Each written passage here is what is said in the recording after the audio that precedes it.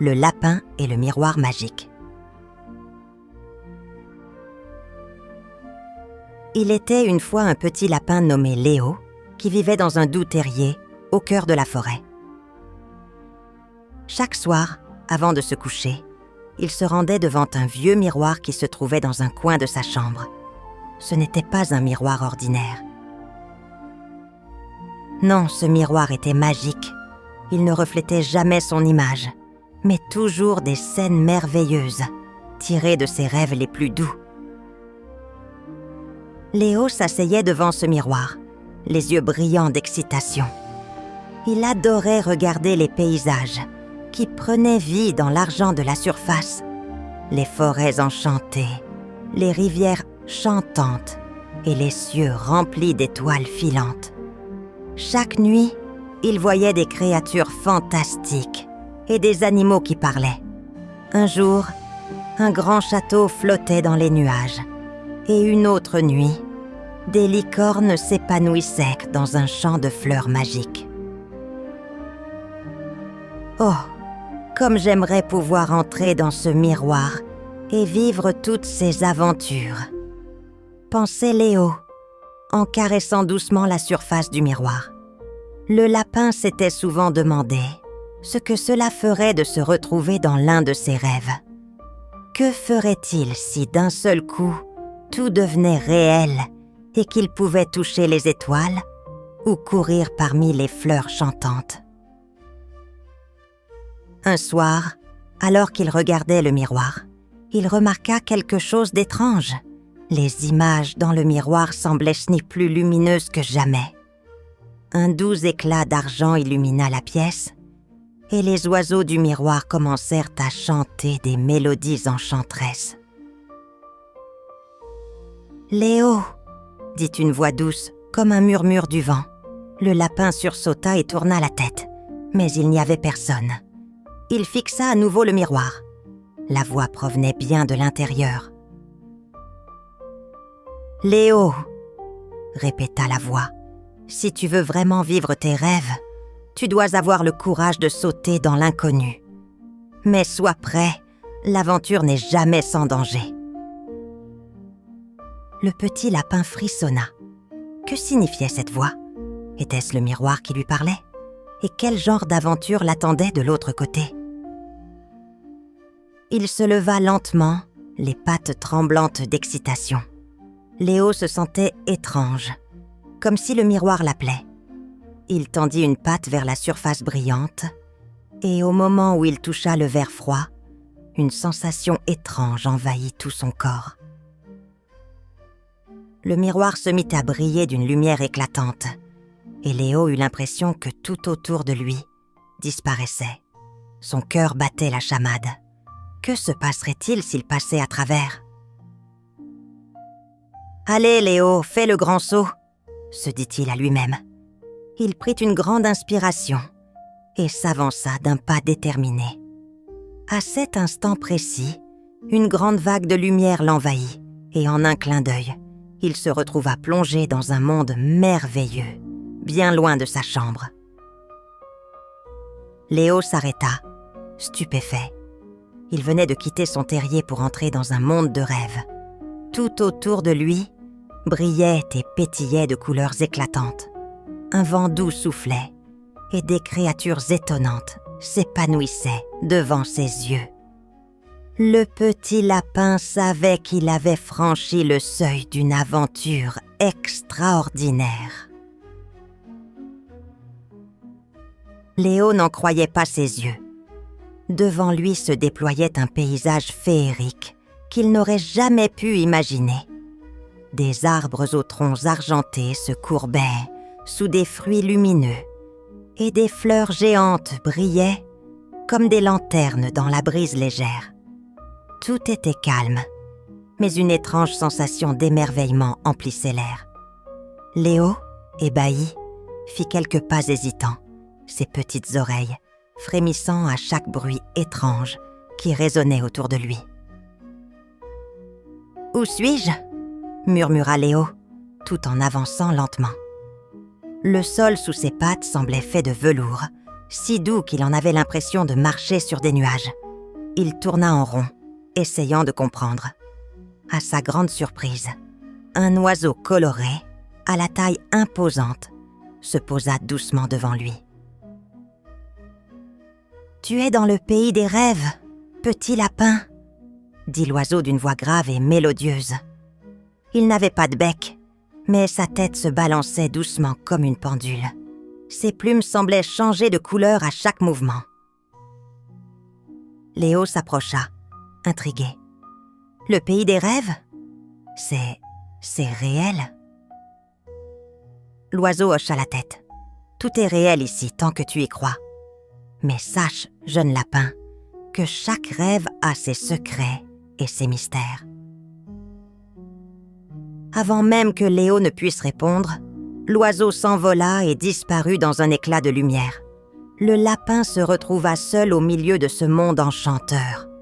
Il observa autour de lui et aperçut au loin un chemin sinueux, bordé de pierres précieuses. Ce chemin semblait l'inviter à s'y aventurer. Curieux, il décida de le suivre. Plus il avançait, plus les paysages devenaient étranges. Des créatures fantastiques qu'il n'avait jamais vues se promenaient tranquillement. Des animaux aux ailes translucides, des fleurs qui se balançaient au rythme de la musique, et des nuages en forme de créatures fantastiques passaient au-dessus de sa tête. Léo sentit son cœur s'emballer d'excitation. Il était enfin dans ce monde dont il rêvait chaque nuit. Tout à coup, un son cristallin se fit entendre. Léo s'arrêta net et tendit l'oreille. C'était comme un chant lointain, doux et apaisant, mais qui semblait aussi l'appeler. Curieux, il se dirigea vers le son. Au bout du chemin, il découvrit une petite porte en bois finement sculptée. Elle brillait d'une lumière argentée, et des symboles mystérieux étaient gravés autour. Le chant venait de l'intérieur. Léo posa sa patte sur la poignée et tourna doucement. La porte s'ouvrit sans bruit. À l'intérieur, une pièce immense se dévoila. Des étoiles pendèrent du plafond comme des lanternes scintillantes. Et au centre, un miroir encore plus grand que celui de sa chambre se dressait. Ce miroir était différent. Il émettait une lumière vive et chaude, presque dorée. Il semblait être une porte, un passage vers d'autres mondes encore plus lointains. Léo s'avança, fasciné. Mais avant qu'il n'ait pu poser les yeux sur la surface du miroir, une voix douce mais ferme résonna dans l'air. « Oh ! Pour traverser ce miroir, petit lapin, tu devras d'abord comprendre ton véritable souhait. Que cherches-tu vraiment ?» Léo frissonna. Il se tourna vers la voix, mais ne vit personne. « Je veux vivre un rêve magique, » dit-il enfin, après un moment de silence. « Je veux savoir si les rêves peuvent devenir réels. » Le miroir émit un éclat lumineux, et les symboles autour de la porte commencèrent à briller. Un éclat de lumière s'échappa du miroir et enveloppa Léo. Il sentit une sensation étrange, comme s'il était sur le point de s'envoler. « Mais souviens-toi, » ajouta la voix mystérieuse, « que la magie a un prix. Il n'y a pas de retour en arrière sans une véritable épreuve. » Léo hésita. La tentation était grande, mais la pensée de ne pas pouvoir revenir à son monde l'effraya un peu. Pourtant, au fond de lui, il savait qu'il n'aurait pas de réponse sans tenter le voyage. Alors, avec un soupir de détermination, il s'avança vers le miroir, prêt à découvrir ce que l'aventure lui réserverait. Léo s'approcha du miroir. La lumière dorée qui en émanait l'enveloppa complètement, et tout à coup, il se sentit aspiré dans un tourbillon d'étincelles. Les étoiles autour de lui se mirent à danser et à tourner comme des météores. Il n'eut même pas le temps de crier que tout s'arrêta soudainement. Il se retrouva dans un endroit qu'il n'avait jamais vu, mais qui semblait tout droit sorti d'un rêve encore plus grand que celui qu'il avait vécu jusque-là. Le sol était fait de pierres blanches étincelantes, comme si elles étaient faites de poussière d'étoiles. Des montagnes flottantes, couvertes de nuages épais, se dressaient à l'horizon. Le ciel, d'un bleu profond, était rempli de constellations qui brillaient comme des diamants. Des créatures étranges et merveilleuses se déplaçaient autour de lui, certaines avec des ailes d'ange, d'autres avec des queues de dragon. Léo se sentit tout petit dans cet immense monde magique. Alors qu'il avançait lentement, une voix douce et sage résonna à nouveau. « Léo, pour rester dans ce monde, tu dois accomplir une épreuve. Tu dois retrouver l'étoile du cœur cachée au sommet de la montagne des nuages. » Léo se tourna vers la source de la voix, mais cette fois, il ne vit personne. Il n'eut pas le temps de se poser plus de questions, car une brise légère souffla et un sentier doré apparut sous ses pieds. Ce sentier montait en spirale, se dirigeant vers la montagne flottante au loin. Il n'y avait pas de retour possible. Léo savait qu'il devait commencer son voyage. Il se mit en marche, déterminé. Mais plus il avançait, plus l'air devenait lourd et étrange. Il remarqua rapidement que le chemin se compliquait. Des nuages sombres commencèrent à envahir le ciel, obscurcissant la lumière des étoiles. Un vent fort souffla, poussant Léo à se tenir fermement sur le sol. Des bruits étranges résonnaient autour de lui, comme des murmures lointains. Il sentit son courage vaciller. « Pourquoi est-ce que je fais ça ?» pensa-t-il. « Est-ce que je vais vraiment y arriver ?» Juste à ce moment-là, une forme floue apparut devant lui. C'était un petit être lumineux, avec des ailes translucides qui brillaient comme des lucioles. Léo sursauta. « Ne doute pas, » dit l'être d'une voix chantante. « L'étoile que tu cherches ne sera pas facile à atteindre. Mais si tu gardes ton cœur pur, tu trouveras toujours ton chemin. »